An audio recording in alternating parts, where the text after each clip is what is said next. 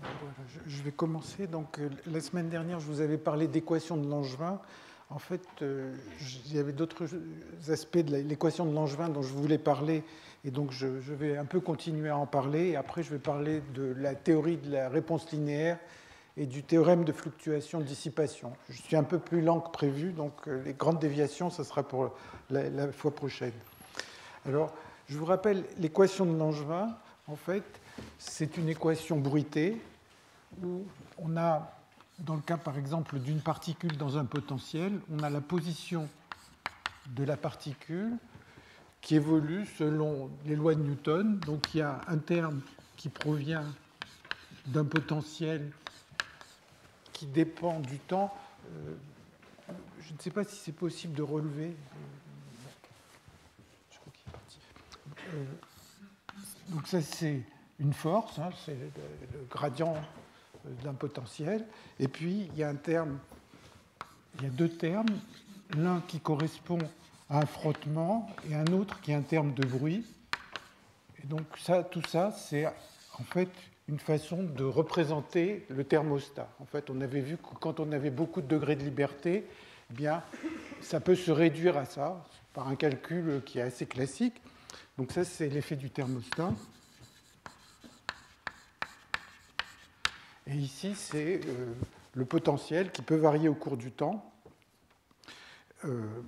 Alors, si cette force dérive d'un potentiel comme je l'ai écrit ici, en fait, on peut montrer que cela correspond à une dynamique qui vérifie le bilan détaillé. Alors, en général, hein, le bruit qui est là, il est de la forme suivante, c'est un bruit gaussien dont la moyenne vaut 0 et dont les corrélations sont données par une variance gamma, et de façon à assurer que le système se met en équilibre à une température T, on a une relation entre ce coefficient, qui est la variance du bruit, et le terme de frottement, qui est gamma égale 2 gamma fois kT. Alors, on va voir que c'est une relation de type fluctuation-dissipation quand on parlera de ça. Donc, cette dynamique vérifie le bilan détaillé. Un exemple qu'on a vu, c'est le mouvement brownien. Donc, par exemple, c'est m dv sur dt égale moins gamma v plus état de t.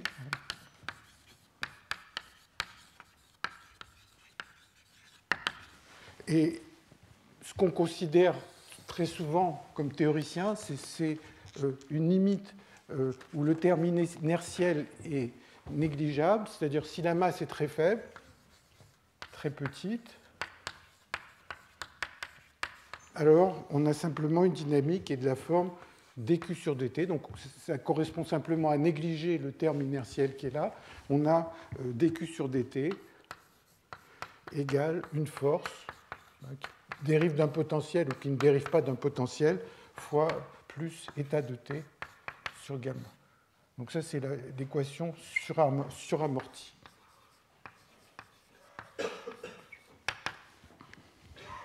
Et là encore, si on veut que cette dynamique vérifie le bilan détaillé, eh bien, il faut que la force dérive d'un potentiel.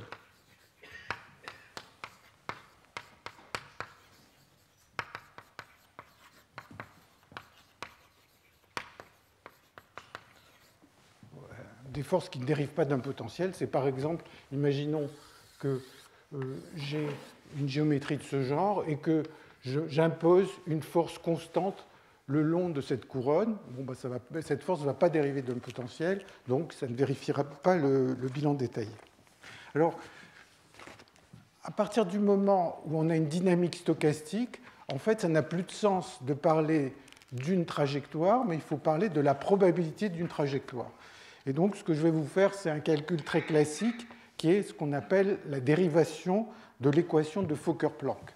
Donc, dans mes notes, ce serait un numéro 4, équation de Fokker-Planck.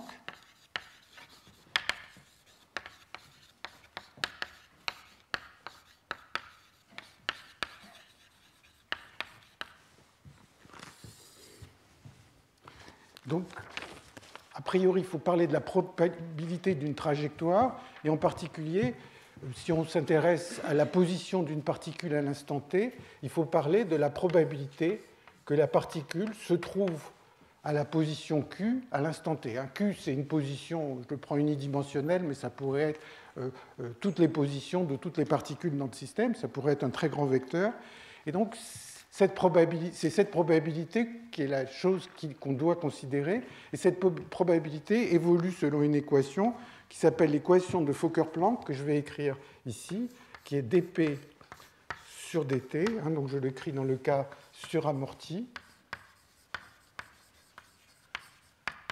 qui est dp sur dt égale moins 1 sur gamma d sur dq de f de q éventuellement de t, si ça c'est la force qui apparaît là-bas, fois p, donc c'est la dérivée de toute cette chose, plus gamma sur 2 gamma 2 d de p sur dq2. Donc ça c'est ce qu'on appelle l'équation de Fokker-Planck à une dimension, et en dimension quelconque, ici il y a un Laplacien, et ça c'est un gradient, mais c'est essentiellement la même chose. Pardon, ce n'est pas un gradient, c'est une divergence. La force est un vecteur, ici c'est une divergence. Et, alors, on va voir comment la démontrer, c'est un calcul assez élémentaire, mais ce qu'on peut vérifier facilement, c'est que si la force dérive d'un potentiel, alors c'est facile de voir que la probabilité P qui serait de la forme U de Q sur KT, donc cette probabilité est stationnaire.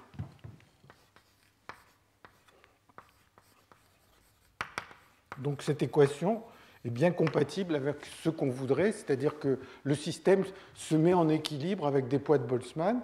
Il suffit de remplacer là-dedans. Alors en fait, le calcul est vraiment facile pour le voir. Peut-être je l'indique très rapidement.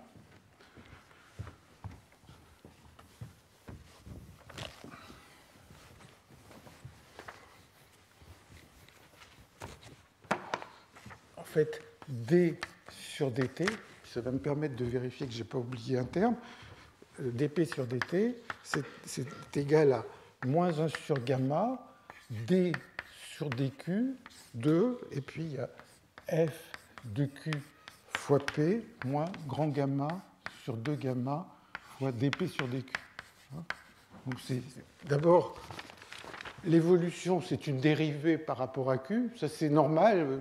Que ça dérive d'un potentiel ou pas, il faudrait toujours que ce soit une dérivée par rapport à Q, parce que ce qu'on voudrait, c'est que si on intègre sur tout l'espace, cette probabilité, ça vaille 1. Il y a une probabilité d'être quelque part, et si je l'intègre, ça doit valoir 1, donc c'est une dérivée par rapport à Q. Et maintenant, c'est juste un calcul élémentaire, j'ai dp sur dq, je prends le P qui est là, je remplace, ça va me faire apparaître la force, et donc ça donne que ce membre de droite est égal à 0, à condition, toujours la même condition, c'est que le coefficient grand gamma et le terme de frottement soient reliés par cette relation. Alors, juste en quelques mots, comment on arrive à cette relation de Fokker-Planck, cette équation de Fokker-Planck, le plus facile, c'est de regarder un petit élément de temps, enfin, un petit intervalle de temps, en se disant, on va considérer, alors donc je vais peut-être réécrire l'équation est là, donc on va considérer un petit intervalle de temps, donc on va supposer qu'on est à la position Q de t à l'instant t, et à l'instant t plus delta t, on va se retrouver en une position Q de t plus delta t, et je prends simplement l'équation qui se trouve ici, et je regarde l'évolution de la position, donc ça vaut simplement Q de t plus f de Q de t sur gamma fois delta t, plus quelque chose que j'appelle B, qui est l'intégrale de t à t plus delta t de état de t' dt'. Alors, ce nombre B, donc j'ai juste pris un tout petit intervalle de temps. Ce nombre B, c'est une intégrale de nombre gaussien, donc c'est une variable gaussienne qui est entièrement caractérisée par sa moyenne. B moyen vaut 0, puisque les états valent 0, et B2, eh bien, ça vaut grand gamma fois delta t. Et donc, quand on regarde cette équation, c'est toute la difficulté dans la dérivation de Fokker-Planck, et on va ouvrir une espèce de boîte de Pandore là-dedans, c'est que si delta t est petit, j'ai Q de t plus delta t, bon, bah, la variation là est en delta t, mais ce terme-là, il est beaucoup plus grand que le terme précédent, il est d'ordre racine de delta t. Donc il va falloir faire attention à la façon dont on le manipule, puisqu'il est beaucoup plus grand, et donc il va falloir parfois que je développe les choses à l'ordre B2. Alors pour obtenir l'équation de Fokker-Planck,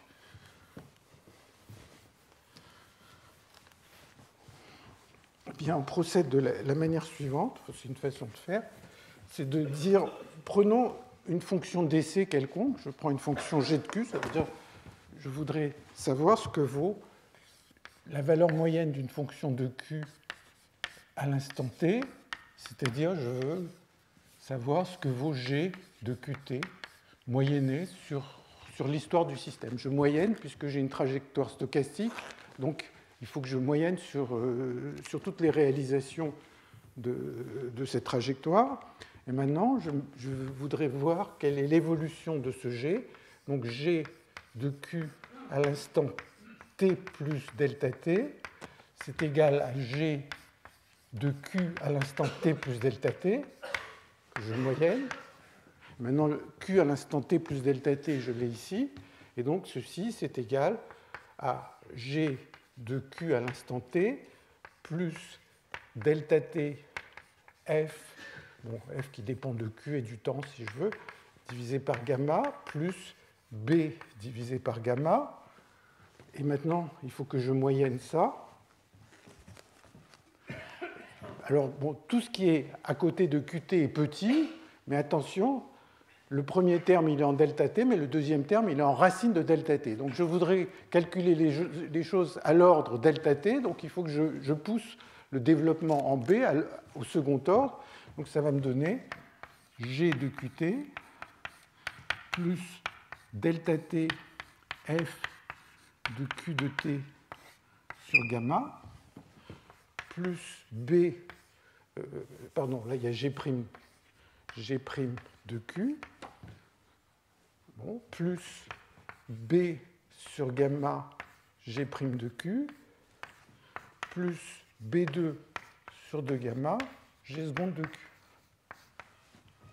Et puis maintenant, je moyenne tout ça.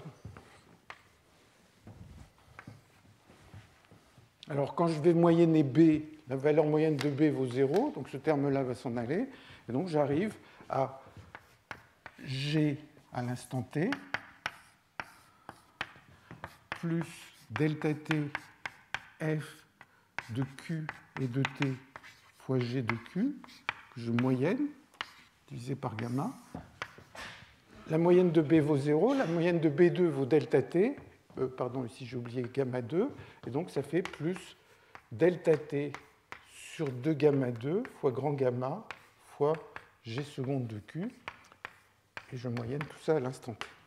Donc, si je prends n'importe quelle fonction d'essai, en fait, l'évolution de g de q, à point, si q est la position à l'instant t de la trajectoire, eh bien, il va évoluer de cette manière. Et ici, j'ai oublié un prime.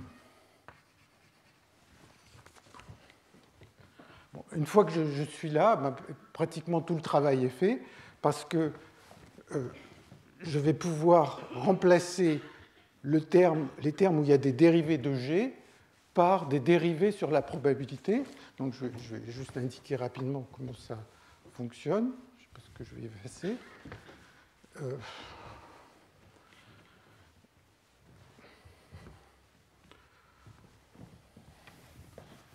Donc, ce que je dis, c'est que quand j'écris f de q, g' de q, ça, c'est pareil que l'intégrale de p de q, f de q, g', g' de q, dq, je le fais juste pour le premier terme là. Et donc ça, c'est pareil si je fais une intégration par partie par que moins intégrale de g de q, f de q, p de q, le tout prime dq. Donc, les endroits où il y a g' fois f, je les remplace par des choses où il y a f fois quelque chose. Et là, pardon, g' fois f, je les remplace par des choses où il y a g fois quelque chose, en utilisant ces intégrations par partie qui sont là. Pareil ici, et j'arrive ainsi à une équation où il y a valeur moyenne de g égale valeur moyenne de g, puis là j'ai toujours le même g multiplié par des choses. Et comme ça c'est vrai pour n'importe quelle fonction dCg, eh bien j'en déduis que je peux simplifier par g les intégrales, et donc ça me donne l'équation de Fokker-Planck. Donc c'est juste en utilisant cette fonction de dC. Alors la chose vraiment importante, c'est de se rendre compte que le bruit est d'ordre racine de delta t, et que pour être consistant, il a fallu que je développe au deuxième ordre en B.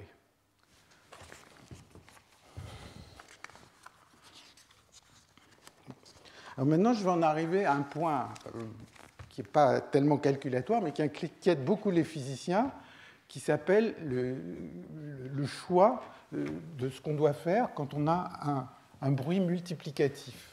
Je donnerai un exemple tout à l'heure, ou deux exemples de bruit multiplicatif. Alors, j'aurais bien aimé garder cette équation, mais enfin, je vais essayer de droite.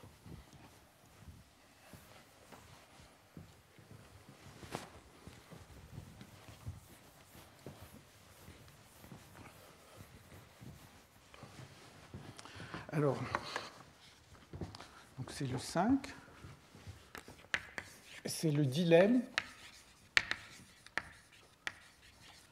Ito-Stratanovic.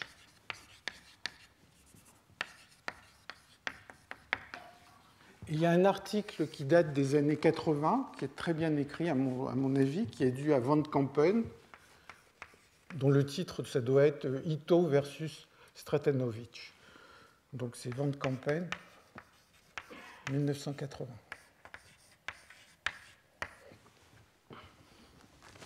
Alors, encore une fois, c'est une équation de type Langevin.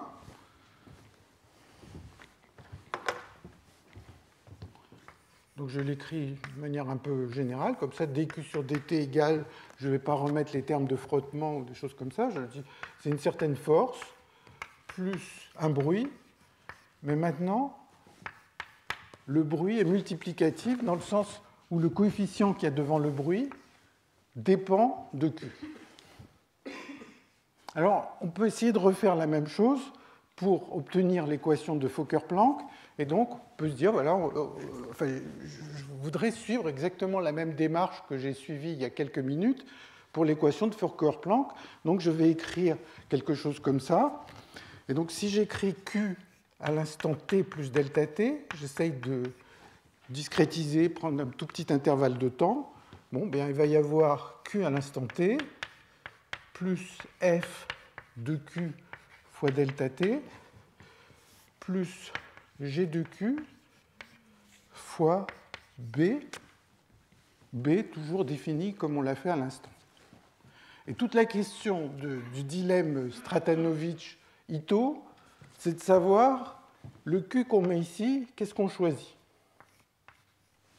Alors, il y a plusieurs prescriptions. Il y a la prescription de Ito, qui est de dire Q, c'est égal à Q de T. Il y a la prescription de Stratanovic, qui est de dire Q, qu'on met dans ces équations, c'est Q de T plus Q de T plus delta T sur 2.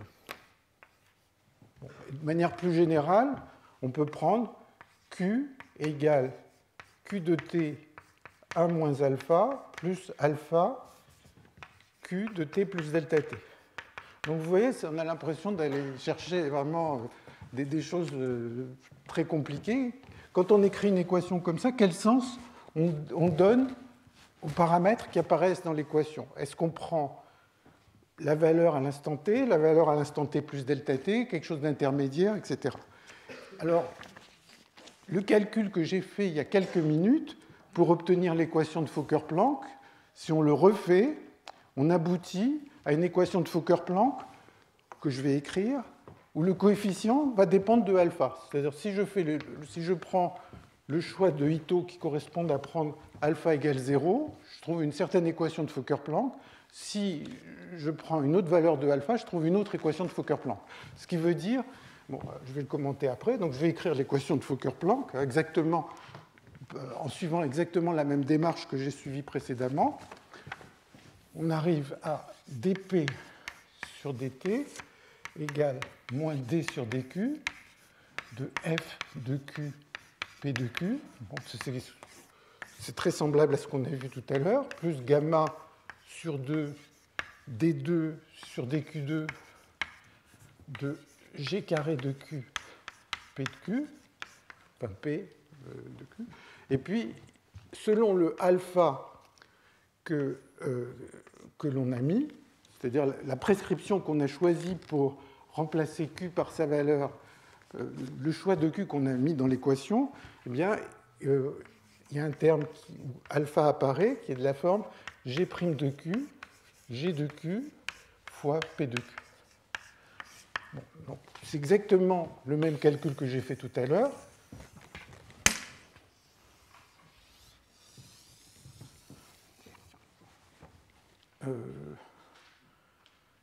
C'est le même calcul que j'ai fait tout à l'heure, sauf que je me rends compte que j'ai écrit quelque chose qui manque un terme dans ce que j'ai écrit. C'est-à-dire, si je mets le choix avec alpha, donc peut-être quand je prends cette équation et que je fais ce choix avec alpha, en fait, le q que j'ai, q à l'instant t plus delta t, il est égal à q à l'instant t plus f de q à l'instant t. Alors je l'écris, f' de q à l'instant t fois g de q à l'instant t fois delta t fois b plus g de q à l'instant t fois b plus g de q à l'instant t, g' de q à l'instant t fois b carré. Bon, disons donc j'ai juste remplacé le q par une expression de ce genre.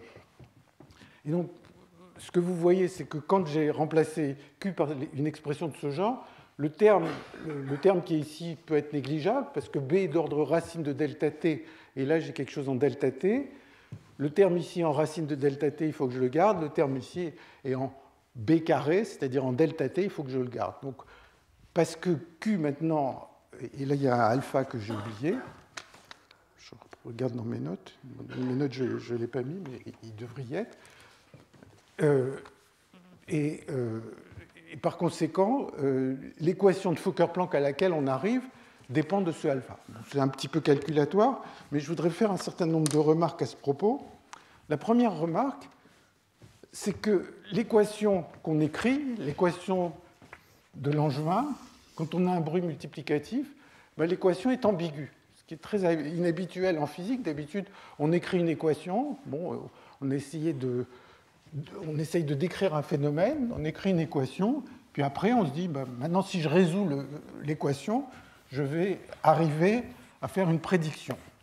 Bien, ici, ce n'est pas le cas. J'écris une équation, et en fait, si je ne prescris pas la façon dont je dois traiter cette équation, bien, je peux avoir plusieurs résultats différents, puisque l'évolution de la probabilité de trouver le système à une certaine position va dépendre de la prescription que j'ai choisie, va dépendre de ce alpha, et par conséquent, si je veux prédire quelle est la position moyenne du système à l'instant t, ou son énergie cinétique, sa vitesse, ou tout ce que vous voulez, bien, je vais avoir quelque chose qui va dépendre de la prescription que j'ai faite.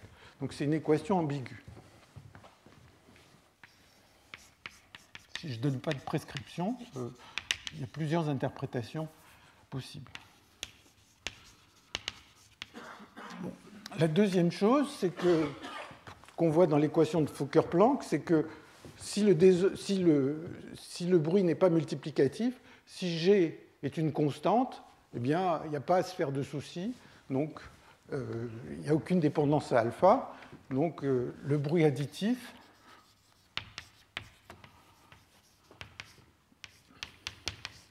ne pose pas de problème.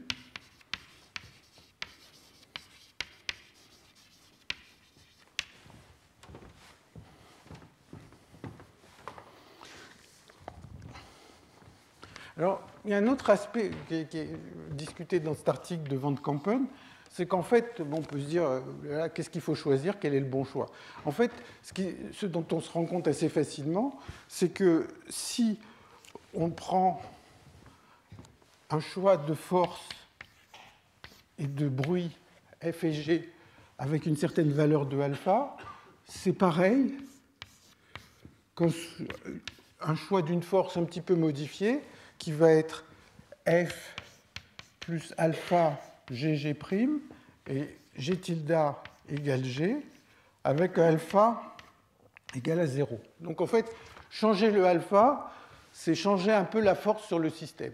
Et si vous y réfléchissez bien, la force qui agit sur le système, comment on la définit précisément? On a une trajectoire qui fluctue énormément. Donc en fait, la position, ce n'est pas vraiment un point, c'est quelque chose qui oscille beaucoup, qui fluctue beaucoup autour d'un point. Et donc, ne serait-ce que de savoir comment on peut définir la force agissant sur un point, étant donné que cette trajectoire fluctue beaucoup, eh bien, on peut éventuellement imaginer que ça correspond à plusieurs définitions de la force, qu'il faut moyenner un petit peu sur la trajectoire. Et donc, la force qui est exercée sur la trajectoire n'est pas si bien définie que ça.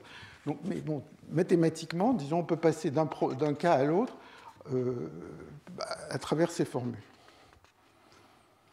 Bon, alors, pour bien sûr ceux qui font des mathématiques, ils savent très bien que quand on utilise le calcul de Ito, ça modifie les règles de calcul. Je ne vais pas rentrer dans ces détails. Donc, il y a le lemme de Ito qui permet de faire les calculs stochastiques quand on fait ce choix. Et donc, ça modifie les règles de calcul habituelles. Je vais juste donner un exemple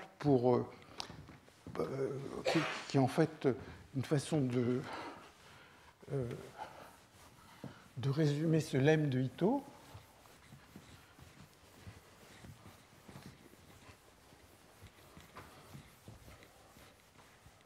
Je mets comme une remarque, mais les livres de mathématiques en sont remplis.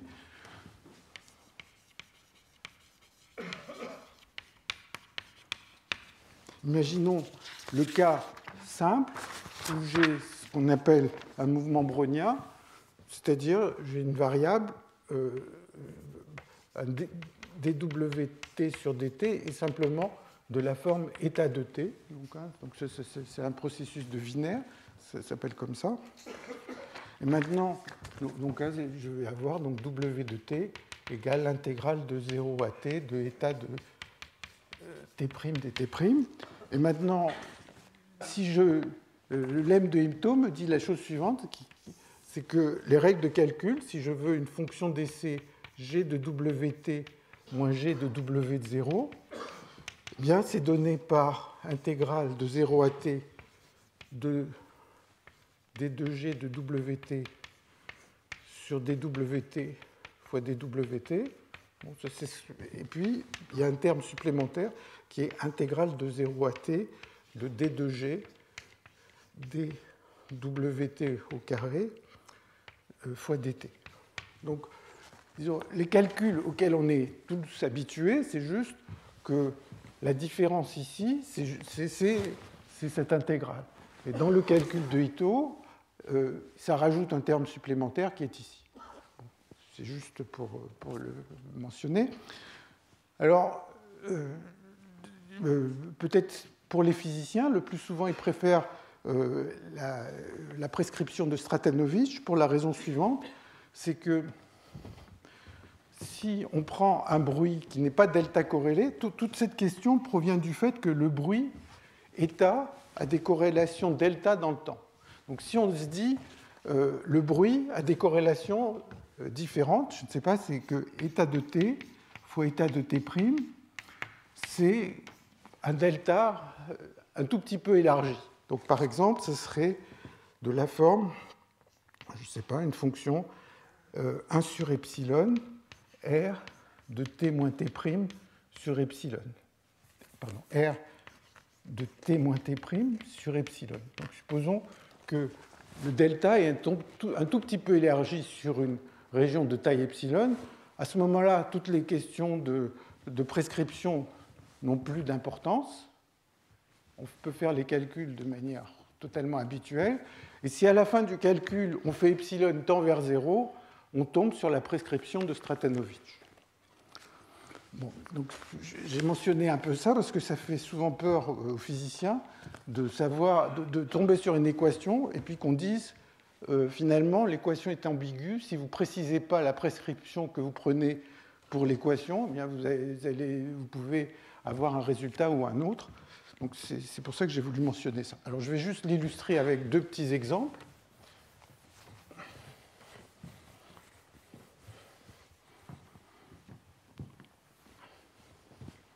Le premier exemple,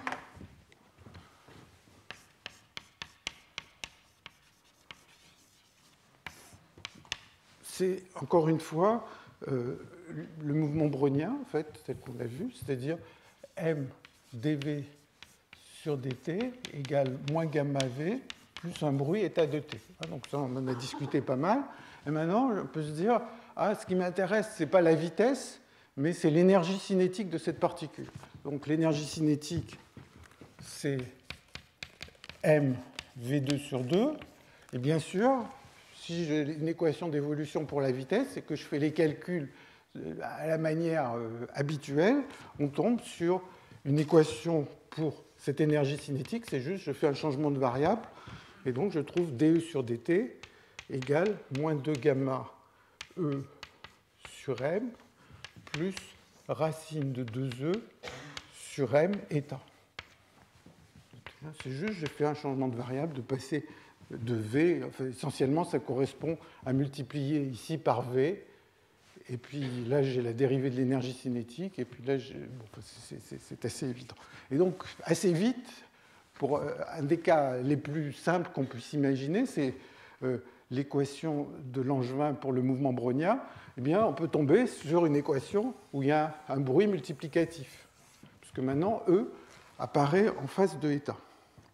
Alors, a priori, on voudrait au moins que cette équation donne le bon équilibre. Donc l'équilibre, vous savez que pour la vitesse, l'équilibre va être E puissance moins mv2 sur 2kt. La distribution de vitesse, si je suis à une dimension, ça va être une maxwellienne. Donc je ne mets pas les préfacteurs qu'il y a devant.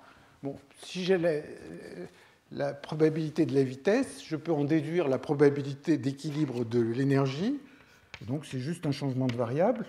La probabilité de l'énergie, c'est 1 sur racine de pi kt, 1 sur racine de e, et puissance moins e sur kt.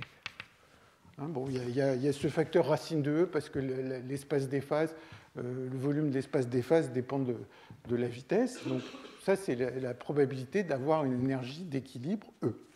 Et donc je peux me dire, prenons cette distribution d'équilibre, mettons-la dans l'équation de Fokker-Planck que j'ai effacée à l'instant, où il y a le alpha. Pour quel alpha on tombe sur le bon équilibre, ceci est stationnaire, ça donne alpha égale 1,5. Donc ça donne encore une fois Stratanovich. Et donc si on veut le bon équilibre avec Ito, il faut modifier un peu les règles de calcul, c'est-à-dire considérer que le terme ici est un peu modifié ou quelque chose comme ça. Alors le deuxième exemple que je veux discuter, c'est question de savoir si on fait la prescription de Ito et Stratanovich. Eh bien, ce n'est pas donc purement un jeu mathématique, mais quand on prend cette équation, des équations de Langevin comme celle que j'ai décrite tout à l'heure, ça apparaît quand on a besoin de définir le travail et la chaleur au cours du temps. Donc, le deuxième exemple, c'est travail et chaleur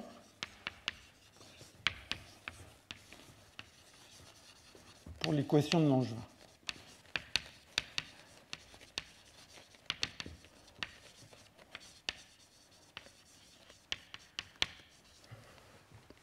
Alors, je réécris cette équation de Langevin. M d2q sur dt2 égale une force qui dépend... Alors, je prends une force qui dérive d'un potentiel, pardon, dq ici. Mais ce potentiel peut dépendre du temps. Par exemple, comme je l'ai dit précédemment, si j'ai un fluide ou un gaz qui est dans un certain volume, si je bouge le mur, je vais changer le potentiel sur les particules, et donc je vais avoir un potentiel qui dépend du temps. Et puis, il y a moins gamma dq sur dt plus état de t, et ça, c'est l'effet du thermostat.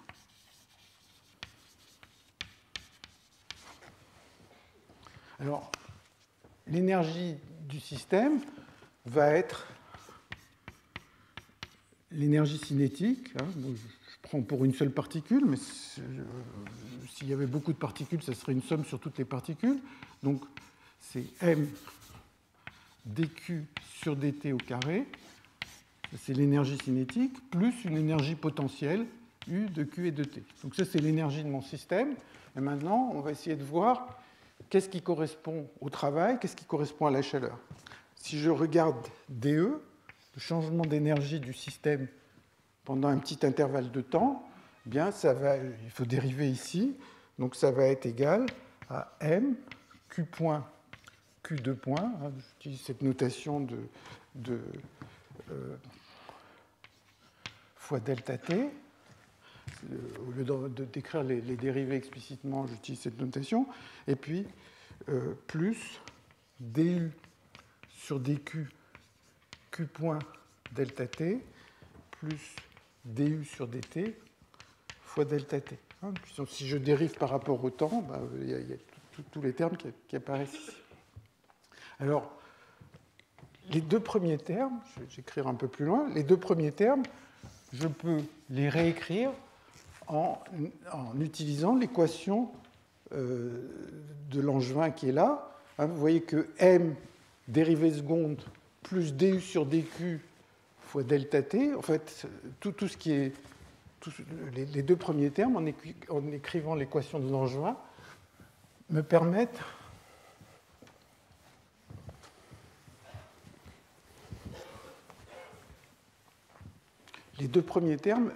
de les réécrire sous une forme que j'écris maintenant. C'est égal à q point delta t fois moins gamma q point plus état de t. Et puis, il y a le dernier terme qui est du sur dt fois delta de t. Et donc, à ce niveau-là, on va interpréter les échanges d'énergie avec le thermostat comme la chaleur. Ça va être... Là, je regarde si je n'ai pas oublié si c'est pareil que dans mes notes. Donc ça va être dq, la chaleur échangée avec le thermostat. Et donc, si à gauche, il y a l'énergie, eh bien, à droite, il y a dq, et ce qui me reste, c'est le travail. Donc le travail, c'est j'ai changé le potentiel au cours du temps, ça me donne un certain travail. Et là, si je n'avais pas du tout changé le potentiel au cours du temps, j'aurais effectivement fourni aucune force extérieure au système, et donc il n'y aurait que des échanges de chaleur, et l'échange de chaleur serait donné par cette formule. Et maintenant, quand vous essayez d'intégrer ce genre de formule sur le temps, vous tombez sur la question de savoir est-ce que vous prenez la prescription de Ito ou de Strotonovich. Et donc, si vous voulez faire du calcul habituel, sans rajouter des termes, eh bien, vous prenez la prescription de Strotonovich pour considérer la chaleur qui est échangée avec le thermostat. Alors, je vais prendre un troisième exemple qui n'est pas directement tiré de ces problèmes d'échange de chaleur ou de travail, qui est un exemple de problème de réaction-diffusion, où on va voir que le bruit devient multiplicatif. Alors, troisième exemple. Donc, c'est un modèle de réaction-diffusion.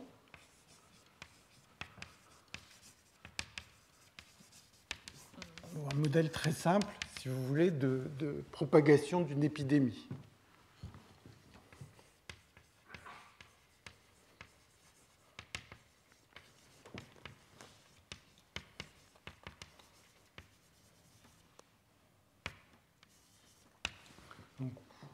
Alors, il y a des versions spatiales de ce problème, mais là, je regarde le problème dans une vision un peu de champ moyen, en fait, où la seule quantité que l'on suit, c'est NT, c'est le nombre d'individus contaminés.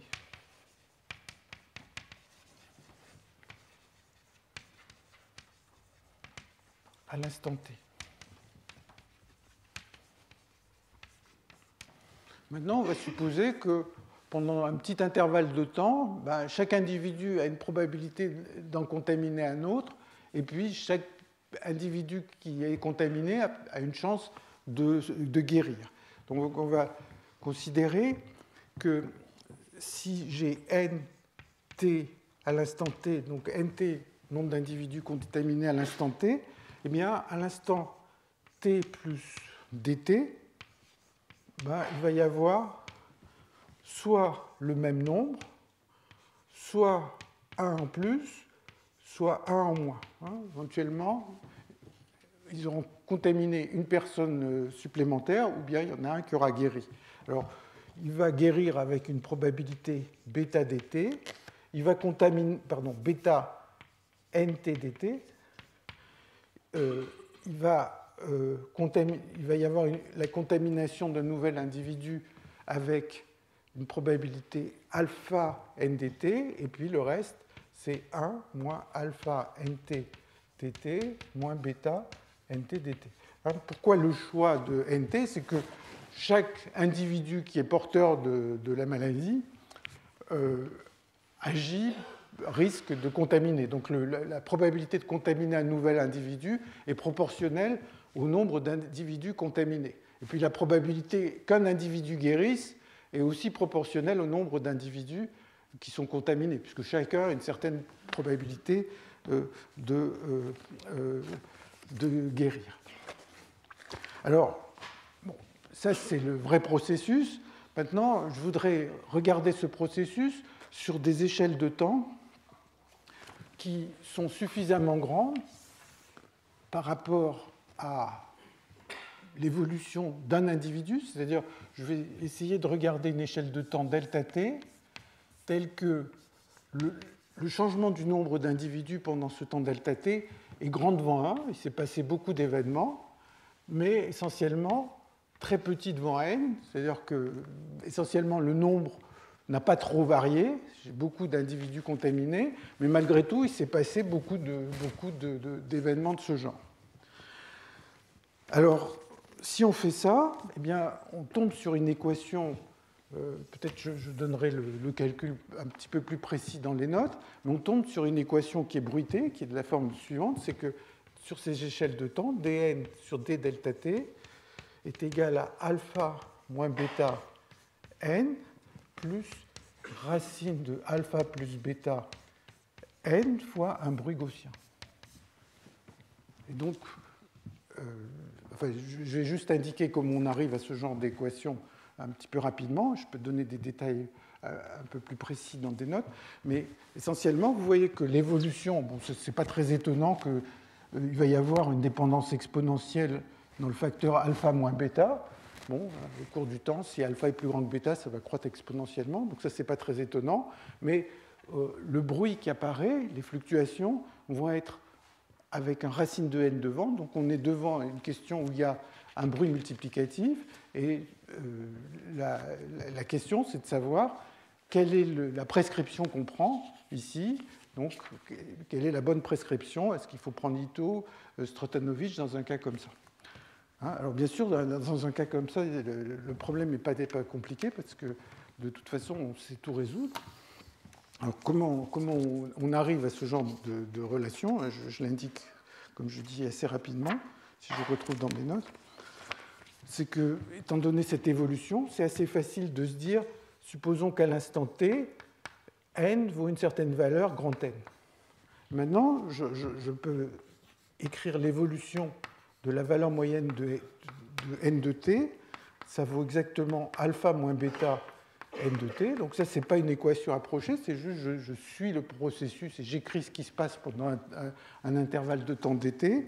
Et de la même façon, je peux écrire l'évolution de la variance, n carré moins n moyen au carré. Donc j'écris ce que vaut la variance à l'instant t plus dt.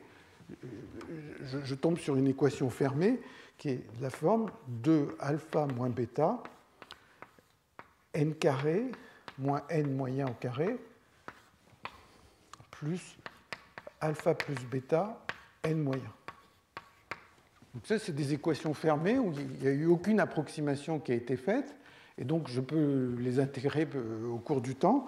Et je me rends compte que si je prends un temps delta t qui est relativement long pour qu'il y ait plusieurs événements et suffisamment court pour être négligeable par rapport à n, eh bien, je vais avoir une certaine évolution de la valeur moyenne qui est donnée là. Et essentiellement, ce premier terme ne va pas jouer de rôle. Et il va y avoir une variance qui va augmenter linéairement avec n qui me donne ça. Donc, et donc, on tombe sur un exemple simple de problème avec un bruit multiplicatif.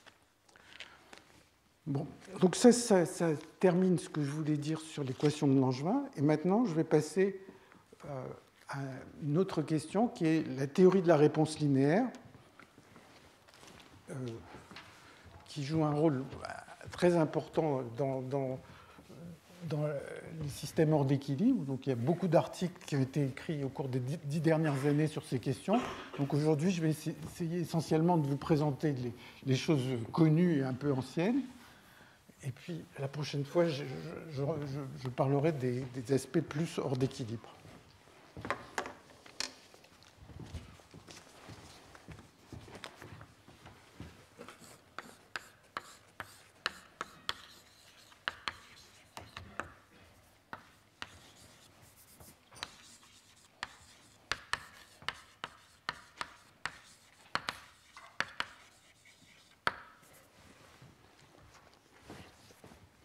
Alors, comme on l'a vu,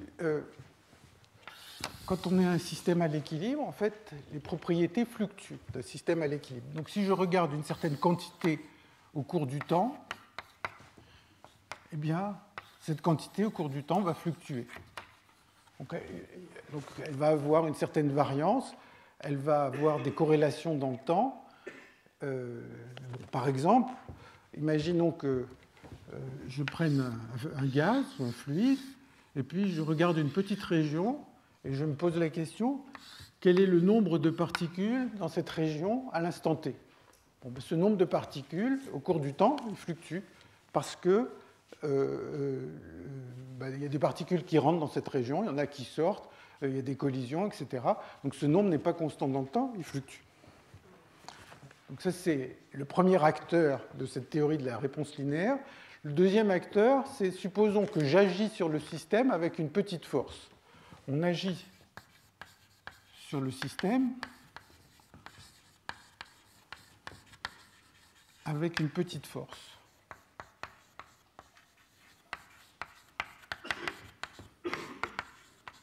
Par exemple, j'ai mon fluide, je mets un piston là, et bon, il y a une certaine pression, et je rajoute un petit peu de pression. J'appuie un peu plus fort sur ce fluide. Bon, il va y avoir une certaine réponse. Le volume du système va varier si j'appuie sur le piston. Il va y avoir une réponse qui, si je fais des calculs à l'ordre linéaire, va être linéaire dans la force, l'excès de force que j'ai rajouté sur ce piston. Donc il va y avoir la réponse du système à cette petite force. Et la théorie de la réponse linéaire, elle va me dire quelque chose comme ça, c'est que la variance des fluctuations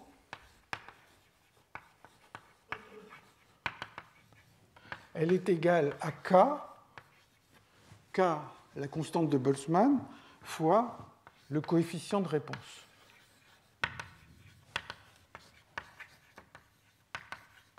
Du système à une petite force. Alors, ça prend cette forme, et la condition pour que ce genre de relation soit valable, c'est que le système soit à l'équilibre.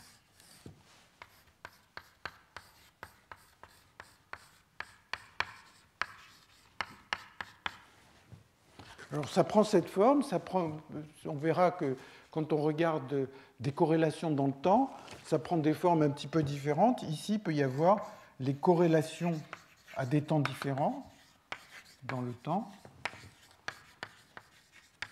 Et là, ça va être un coefficient de réponse aussi retardé dans le temps. Bon, on va voir ces choses de manière un peu plus précise.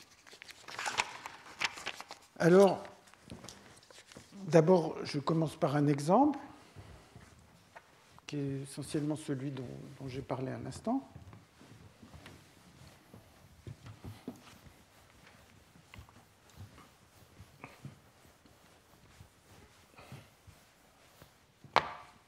Qui est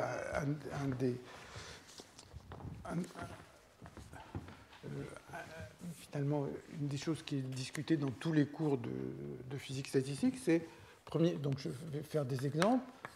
Exemple 1, les fluctuations de densité.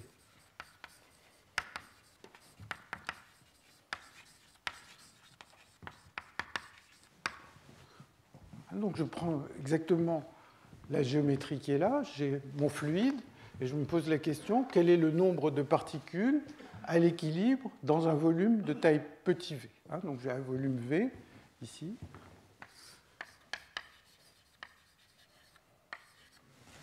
Alors ce nombre fluctue,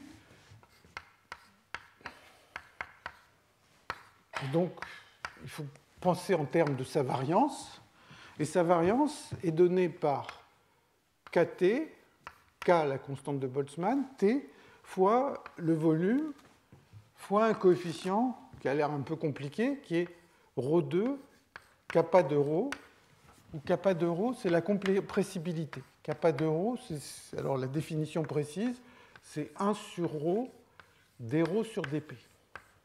Bon, on va voir d'où sortent ces formules dans une seconde, mais si vous regardez cette équation, elle me dit la variance du nombre de particules est égale à K, bon, il y a le volume ici, et puis là, c'est un coefficient de réponse. C'est comment la densité répond à un petit changement de pression.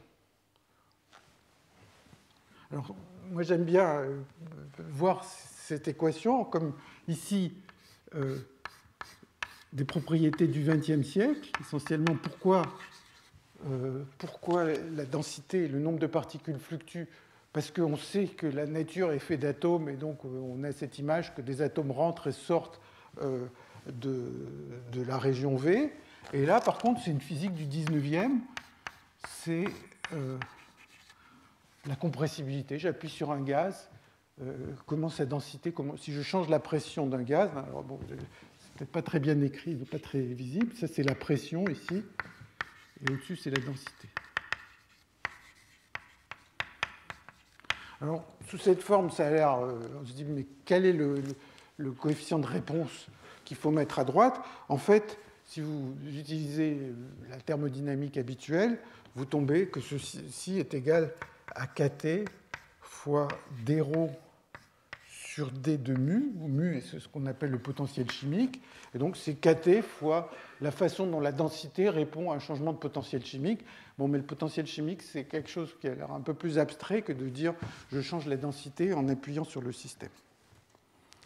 Alors, ce qui est remarquable, c'est ce qu'on a. D'abord, ce genre de relation, ça s'appelle des relations d'Einstein.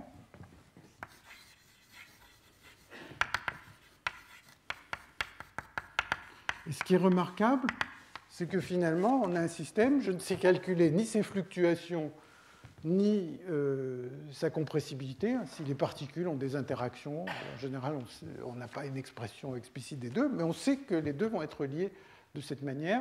Et ils vont être liés de cette manière à condition que le système soit à l'équilibre. Ça va être très important.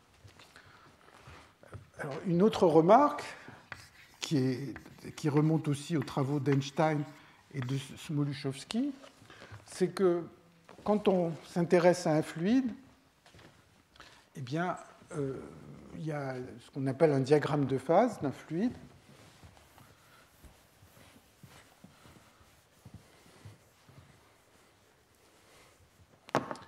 Et ce diagramme de phase, il a une forme un peu de ce genre. Ici, c'est la densité, ici, c'est la température, et il y a une phase, un diagramme comme ça, c'est-à-dire que quand on est à suffisamment haute température, on change la densité, on passe continuellement du liquide au gaz. Par contre, si on est à basse température, eh bien, il y a une phase liquide ici, une phase gazeuse là, et quand on essaye d'imposer une densité intermédiaire, eh bien, il y a une séparation de phase. C'est-à-dire que si on se place en un point intermédiaire, que vous avez une certaine densité dans une cellule intermédiaire à cette température plus basse, eh bien, vous allez avoir le liquide en bas, par exemple, et le gaz. Il va y avoir une séparation de phase entre les deux phases. Et maintenant, il y a un point particulier qui est cette température qui est ici, Tc, et là qui est ρC, ce qui s'appelle le point critique. Et quand on s'approche du point critique, en fait, la compressibilité qui est ici devient très très grande. Si la compressibilité devient très grande, eh bien, les fluctuations de densité vont devenir très grandes, puisque les deux sont reliés de cette manière. Alors, ça amène à la situation suivante, c'est-à-dire que quand on se promène ici, quand on change la densité, ou on peut changer par exemple en appuyant sur le piston, on change le volume du système, eh bien, quand on se trouve ici, eh bien, on va observer, comme je le disais à l'instant, le liquide, le gaz, et puis selon la position du piston, je vais avoir plus ou moins de liquide dans le système. Je vais voir cette interface monter ou descendre en appuyant sur le piston. Maintenant, quand on se rapproche du point critique, en fait, on pourrait se dire qu'est-ce qui se passe, et il y a de grandes fluctuations de densité. Ces grandes fluctuations de densité, vous savez que l'indice optique va être relié à la densité, et donc en fait, dû à ces grandes fluctuations de densité, le système va devenir opaque. Quand on se promène, se rapproche de ce point critique, au lieu de voir l'interface disparaître d'une certaine manière, on voit tout le système se troubler, on ne voit plus le passage du liquide au gaz comme c'est ici. C'est ce qu'on appelle l'opalescence critique, qui a été comprise à la fois par Einstein et par Smoluchowski, à partir de ce genre de relation. Bon, alors, on va voir d'où sort ce genre de relation tout à l'heure. Pour l'instant, je donne des exemples. Une autre relation du même genre, toujours variance égale coefficient de réponse, c'est ce qu'on appelle le bruit de Nyquist-Johnson.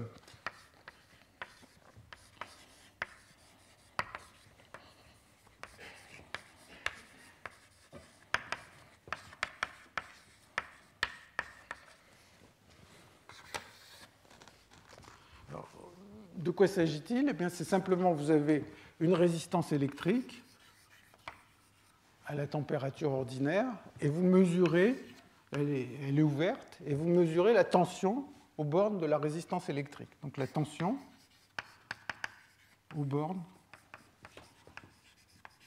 de R. Donc, du point de vue de la physique classique, vous avez une résistance ouverte, il n'y a pas de courant, il n'y a pas de tension, voilà, c'est ce qu'on apprend tous, mais s'il y a des fluctuations, vous imaginez qu'à l'intérieur de la résistance, si vous prenez par exemple une image classique, il y a ces électrons, et puis ces électrons, à cause de l'agitation thermique, eh bien, ils vont se balader, ils vont aller à droite, à gauche, etc. Et donc, si de temps en temps, il y a des fluctuations qui font qu'il y a un peu plus d'électrons à droite, eh bien, ça va faire monter ou baisser le potentiel selon le signe de décharge. Bon, donc, vous imaginez que ce mouvement des électrons, ce mouvement aléatoire des électrons va faire que ça va produire des fluctuations de tension aux bornes de cette résistance. Alors, la relation de Johnson-Nyquist que j'écris, si on peut faire un calcul, peut-être je l'écrirai dans les notes de la semaine prochaine, c'est pas sûr, mais c'est que si vous regardez en fréquence le potentiel, donc vous prenez la transformée de Fourier du potentiel et que vous regardez une certaine bande de fréquence, donc ça c'est les fluctuations de la transformée de Fourier du potentiel au cours du temps, eh bien ça va être donné par 4 kT fois R fois delta oméga, c'est-à-dire oméga 2 moins oméga 1. Donc vous voyez qu'à gauche, enfin au-dessus, j'ai les fluctuations, j'ai la variance de quelque chose, et à droite, eh bien j'ai quoi? J'ai un coefficient de réponse. La résistance, c'est quoi? C'est un coefficient de réponse. Si je mets une petite différence de potentiel, il y a un certain courant qui va apparaître. Et donc ces formules, c'est des choses qui datent des années 20, je crois 1928 ou 27, je ne sais plus. Ce bruit de Johnson-Nyquist, il y a deux articles qui se suivent dans la même revue, l'un qui est l'expérience et l'autre qui est la théorie. Et ce genre de formule permet de mesurer la constante de Boltzmann, qui est ici, simplement en mesurant le bruit de la tension borne d'une résistance. Alors, un troisième exemple, toujours variance et fluctuation, variance d'une fluctuation et réponse.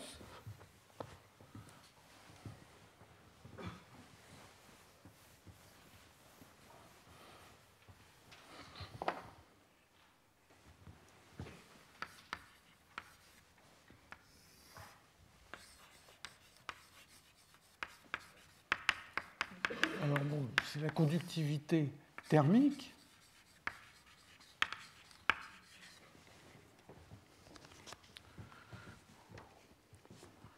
Donc imaginons un système qui est en contact avec deux thermostats. Enfin, il pourrait y avoir plus que deux thermostats. Un thermostat a une température T1, un thermostat a une température T2. Et maintenant, j'ai mon système ici. Ça peut être un fluide, un solide, ce que vous voulez. Et si les deux températures sont différentes, eh bien, il va y avoir un régime stationnaire où il va y avoir un flux d'énergie qui va partir du chaud vers le froid, par exemple. Et donc, si Q, c'est l'énergie transférée pendant le temps T,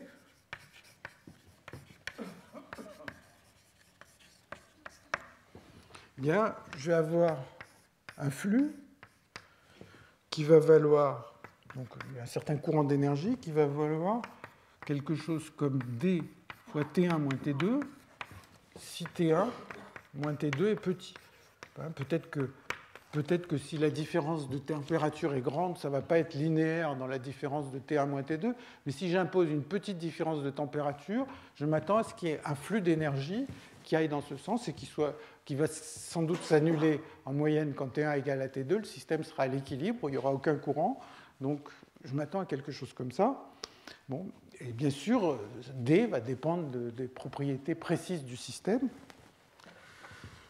Bon, maintenant, alors, la façon dont Q est défini, il peut y avoir différentes façons de vouloir le définir. Par exemple, je peux me mettre comme un observateur à l'entrée, ici, et regarder quelle était l'énergie cédée par le thermostat au cours du temps T, ou bien me mettre à droite, ou bien on arrive des fois à définir l'énergie qui traverse une certaine section.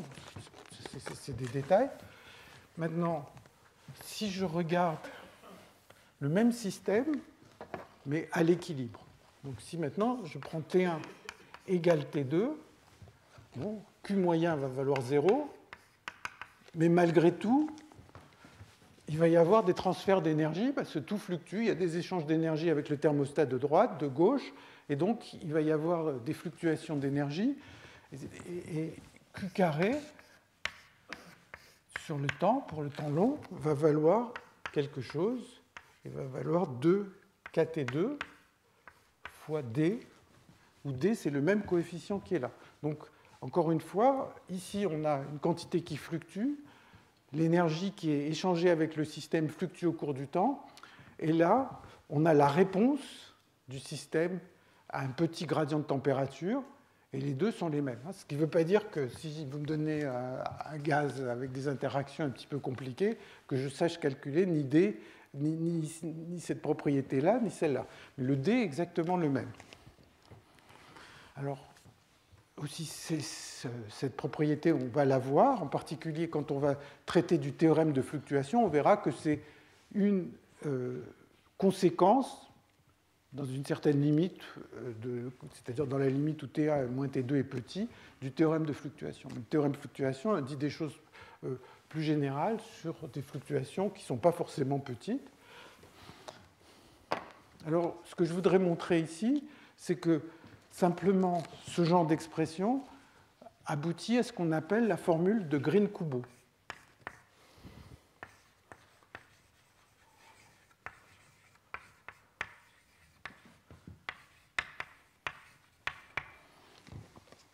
Alors, le coefficient qui apparaît ici, c'est une conductance thermique, en fait. Ça me dit, je mets un petit gradient de température, combien d'énergie va traverser le système.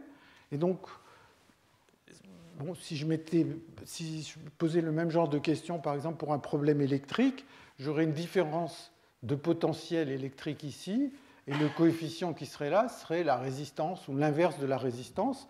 J'aurais le courant égale l'inverse de la résistance fois la différence de potentiel. Bon, ici, c'est la même chose. Au lieu d'avoir une différence de potentiel électrique, j'ai mis une différence de température. Donc c'est un coefficient qui est une réponse du système à un petit gradient, un peu comme une résistance électrique. Et la formule de Green-Kubo va me dire la chose suivante, c'est que l'équivalent de cette résistance ou cette conductance est égal à une formule que j'écris là, qui est que c'est l'intégrale de moins l'infini à plus l'infini de J de 0, J de taux à l'équilibre des taux.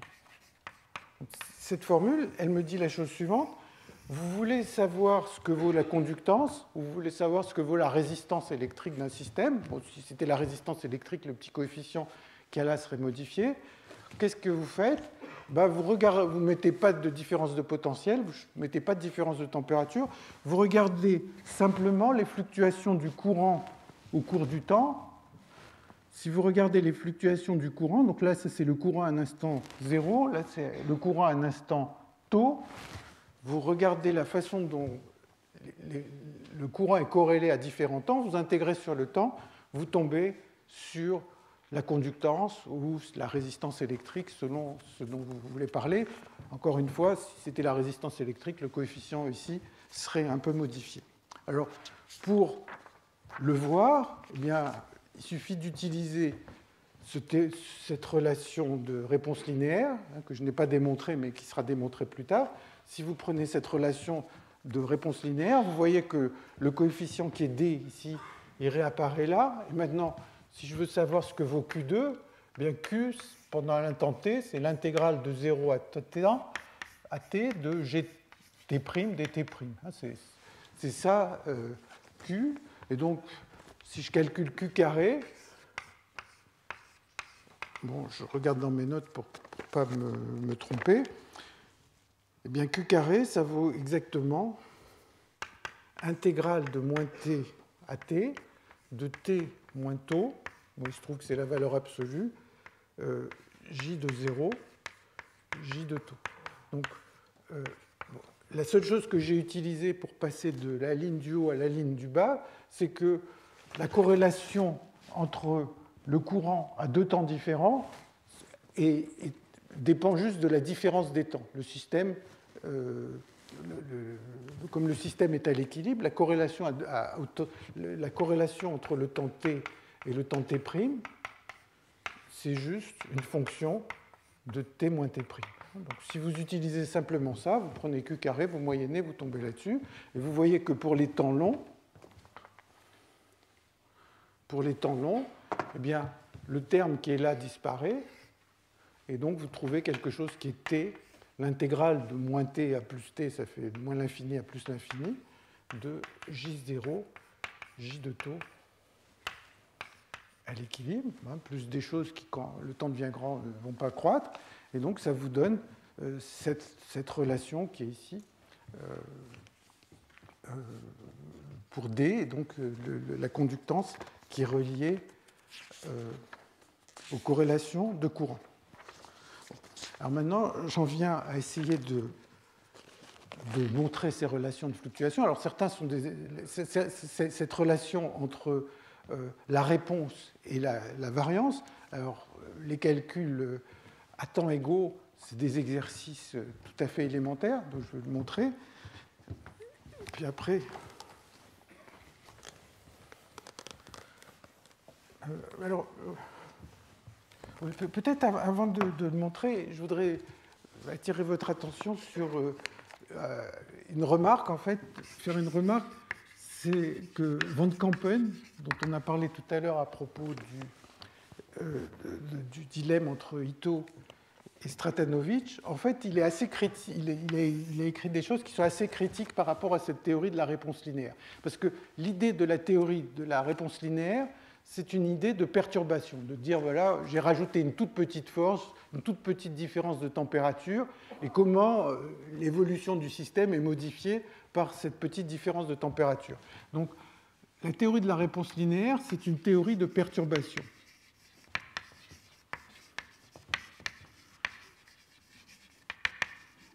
Et si vous réfléchissez, si on a un système qui évolue et dont la dynamique est un peu chaotique, eh bien, assez vite, si vous suivez une trajectoire et que vous modifiez un petit peu, vous rajoutez une petite force, eh bien, la nouvelle trajectoire va devenir très vite différente de la trajectoire sans la force.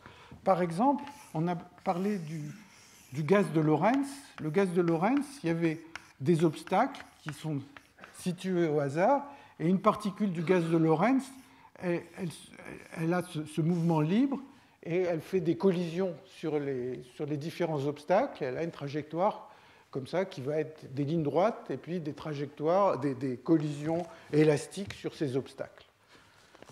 Si je rajoute un petit champ électrique, la trajectoire va être un petit peu modifiée au début, mais vous imaginez que même si le champ électrique est tout petit, au bout d'un certain temps, la trajectoire qui aura été un petit peu modifiée risque de rater un obstacle qu'elle n'aurait pas raté s'il n'y avait pas de champ, par exemple. Et donc, assez vite, les deux trajectoires vont être totalement différentes, même si j'ai mis un tout petit champ électrique. Et donc, ça, c'est ce qu'on appelle cette critique de Van Kampen à cette théorie de la réponse linéaire. Et bien sûr, les gens ont différents arguments pour expliquer pourquoi ça n'est pas si grave que ça. Mais je voulais juste le mentionner. Et si vous voulez regarder dans la littérature, il y a beaucoup de discussions qui datent d'un certain temps là-dessus. Bon. Alors, donc, essayons de voir dans les cas très simples comment on voit cette réponse linéaire. Donc, je vais prendre déjà le problème où on a des corrélations à temps égaux.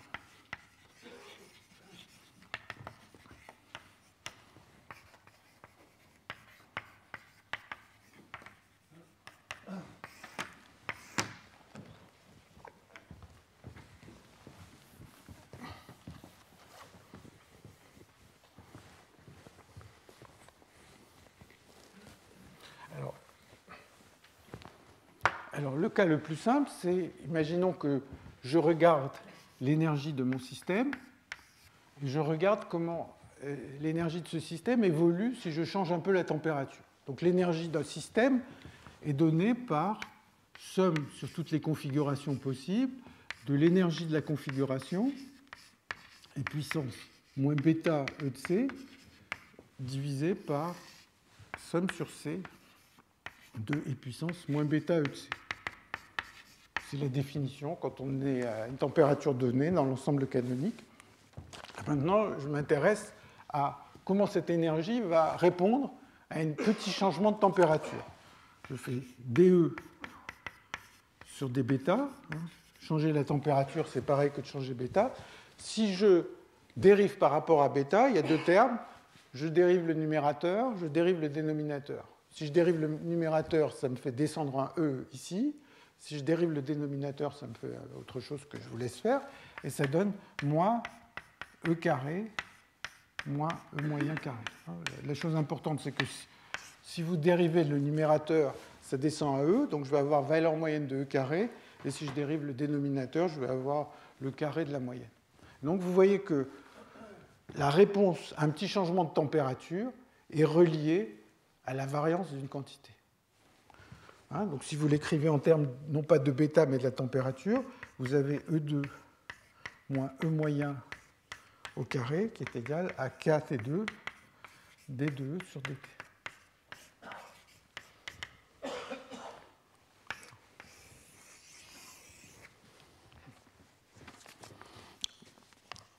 Alors, c'est un calcul d'une ligne. Vous pouvez faire exactement la même chose avec le nombre de particules.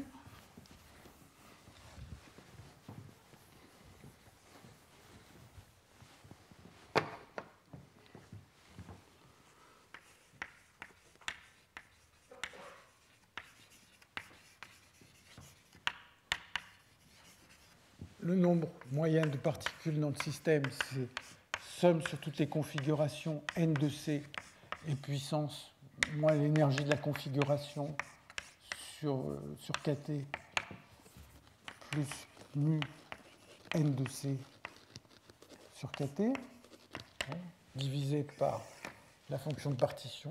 Maintenant, j'ai mis un potentiel chimique, pareil, et puissance moins E de C sur kT plus mu n de C sur kT. Et maintenant, on fait exactement la même chose. On dérive par rapport à mu, et on trouve que n2 moins n moyen au carré, c'est égal à 1 sur kT d de n sur d mu.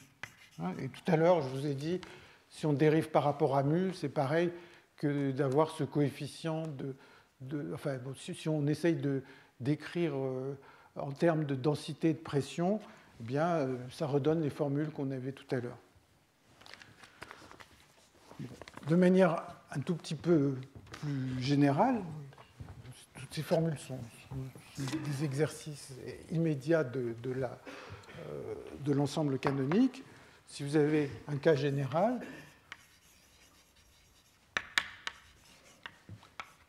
vous avez une énergie d'une configuration qui est une énergie E0, et puis vous rajoutez une petite force fois B de C. Donc, par exemple, là, on avait vu que pour une particule de Langevin, ici, c'était juste B de C, c'était juste la position, et là, c'était la force mécanique qui pouvait agir sur le système, mais X, ça pourrait être un champ magnétique, et B, ça pourrait être une aimantation, ou des choses comme ça. Bon, donc on rajoute une petite force, et toujours le même calcul, que je ne réécris même pas, A de C, B de C en l'absence de force, moins A, B, donc la fonction de corrélation en l'absence de force, c'est égal à KT D sur dx de A de C en présence de force à x égale 0. Donc si je regarde la quantité, comment la quantité varie quand je change la force, ça me donne ce genre d'expression. Toujours la réponse et là, la fluctuation. Alors, il y a juste des remarques totalement évidentes qu'on peut faire là-dessus. La première, c'est que, qu'on prenne ici ou là, vous voyez que ici, je parle de l'énergie totale du système. Donc, l'énergie totale, a priori, elle est extensive. Donc, E moyen ou N moyen sont proportionnels au volume. Par conséquent, E2 moyen est proportionnel au volume. Et donc, ça veut dire que les écarts à la valeur moyenne sont d'ordre racine du volume. Ça sort automatiquement de ça, puisque à droite, j'ai quelque chose qui est proportionnel au volume, et à gauche, quelque chose qui est proportionnel enfin, j'ai la variance à gauche. Donc la variance est proportionnelle au volume. Donc ça veut dire, c'est une chose qui est extrêmement courante, c'est que toutes les fluctuations sont proportionnelles à la racine, sont de l'ordre de la racine du nombre de particules. C'est vrai essentiellement tout le temps, sauf quand on se rapproche de ces points critiques dont on parlait tout à l'heure, où il y a des grandes fluctuations, et là, ça devient des fluctuations qui sont, enfin, quand vous êtes en un point critique, qui sont des puissances différentes du volume. La deuxième chose qu'on peut dire, là aussi évident, c'est que d2 sur dt, bon, normalement c'est ce qu'on appelle la capacité calorifique, c'est combien d'énergie il faut que je donne pour changer un peu la température du système, et forcément un nombre positif. Ce n'est pas possible que la chaleur spécifique soit négative, simplement parce qu'à gauche j'ai une variance. Une variance, elle est positive.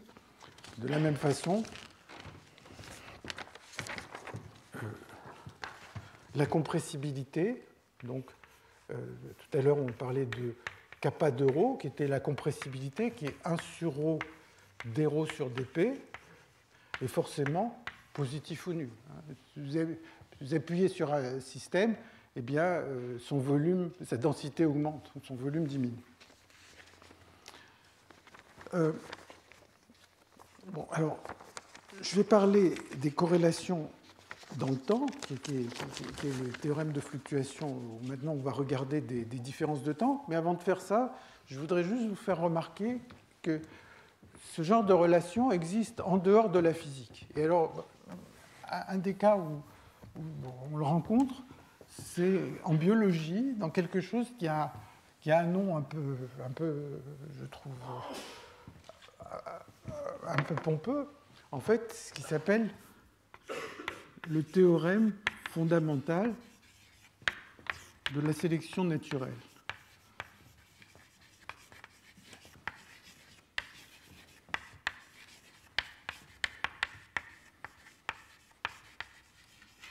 Et qui est dû à Ronald Fisher, qui date des années 30. Alors, du point de vue du calcul, vous allez voir, c'est un calcul totalement élémentaire qui ressemble énormément au calcul qu'on a fait à l'instant.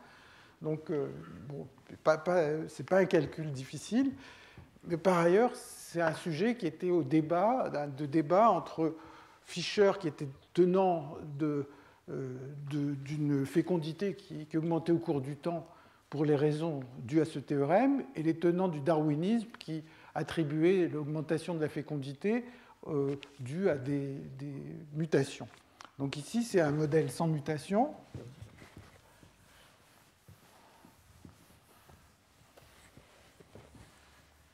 Et on imagine qu'on a une population et qu'il y a une certaine diversité génétique dans cette population et qu'il y a un certain nombre d'individus à l'instant T qui ont un trait I, c'est-à-dire un taux de fécondité qui dépend juste de ce trait. Ce que ça veut dire précisément, ça veut dire qu'il y a un certain nombre d'individus qui ont le trait I, et ça veut dire que leur nombre, dNi sur dt, augmente avec un certain taux sigma i qui dépend de ce trait. Donc, imaginez que j'ai une population qui est constituée de plusieurs groupes. Il y a des groupes il y a N1 individus dans le premier groupe, N2 dans le deuxième, N3, et puis ces groupes ont une fécondité qui est différente, qui dépend du groupe auquel on appartient. Par exemple, ça correspond à la présence de certains gènes qui sont exprimés ou pas. Et maintenant, on peut se poser la question de quelle est l'évolution de la fécondité moyenne dans la population. La fécondité moyenne de la population, c'est somme sur i de ni sigma i divisé par somme sur i de ni, moyenne sur toute la population. Et maintenant, je refais le calcul des sigma sur dt. Bon, ben, je vais dériver les ni du numérateur ou dériver les ni du dénominateur. Et si vous faites ça, ben, ça donne sigma 2 moins sigma au carré. C'est un calcul qui est exactement celui qu'on a vu tout à l'heure. Bon. Et donc, on voit que le taux de fécondité, à partir du moment où il y a une certaine diversité génétique dans la population, a tendance à augmenter. Alors, donc, du point de vue du calcul, ça n'a rien de très compliqué, mais ça porte ce nom qui me paraît un peu pompeux. Mais par ailleurs, c'était un sujet de débat, puisqu'il y avait les gens qui étaient opposés à cette idée, qui pensaient, ou qui pensent toujours d'ailleurs, que la fécondité augmente à cause des mutations. Vous voyez qu'ici, on n'a aucune mutation, on n'a pas des individus qui ont le trait numéro I qui vont se transformer en individus qui ont un autre trait. Et si vous mettez les mutations, ça peut éventuellement diminuer. En particulier, si vous mettez toute la population avec le sigma I maximum, vous voyez que les mutations vont les amener sur des sigma I plus petits, donc ça peut diminuer. Bon, donc ça, c'est une dernière remarque. Donc, alors, maintenant, ce que je vais faire, mais j'arrive tout près de la fin, donc ça va surtout être ce que je vais traiter la prochaine fois, qui est la partie qui est la plus intéressante, c'est les corrélations à des temps inégaux.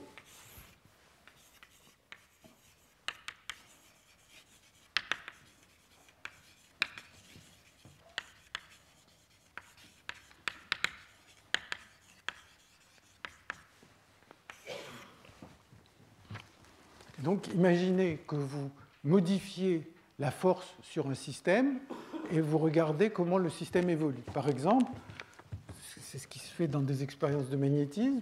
Vous imaginez que, au cours du temps, vous changez le champ magnétique d'une certaine manière.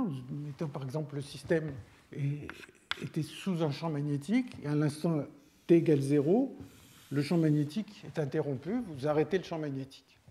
Bon. Alors, il va y avoir une certaine réponse à ce changement de champ magnétique. Et vous pouvez mesurer une quantité qui serait par exemple l'aimantation du système en fonction du temps. Donc si vous avez établi ce champ magnétique depuis très longtemps, l'aimantation du système va être constante. Vous coupez le champ magnétique, le système ne va pas réagir immédiatement, il va prendre un certain temps pour réagir, et donc vous allez avoir une certaine aimantation au cours du temps qui va décroître. Donc ça va être la réponse du système à ce changement. Vous pourriez imaginer quelque chose de plus compliqué, d'imaginer qu'au cours du temps, vous avez un champ magnétique qui varie au cours du temps. Et le système va avoir une réponse, l'aimantation va avoir une certaine réponse, plus ou moins compliquée, à ce champ magnétique qui dépend du temps. Donc un cas simple, c'est celui qui est au-dessus, là, ça serait le cas le plus général. Et donc, vous pouvez vous poser la question, comment le champ magnétique répond au champ qui a été imposé. Et donc, il va y avoir une fonction de réponse qui est que l'aimantation au temps t va être une aimantation d'équilibre plus une intégrale d'un certain coefficient de réponse fois le champ magnétique à l'instant t'. Donc, ça va du temps t. Donc, vous avez changé le champ au cours du temps, et à l'instant t, il va y avoir une réponse, le système va répondre au changement que vous avez fait à un temps antérieur. Donc ça, c'est un coefficient de réponse. Et maintenant, on peut regarder simplement les corrélations de l'aimantation au temps t, l'aimantation au temps t', avec tous les h qui sont égaux à 0. Donc si je mettais aucun champ, si le champ ne variait pas au cours du temps, ou h égale constante ou 0, si je ne faisais aucun changement, il y aurait certaines corrélations de l'aimantation du système.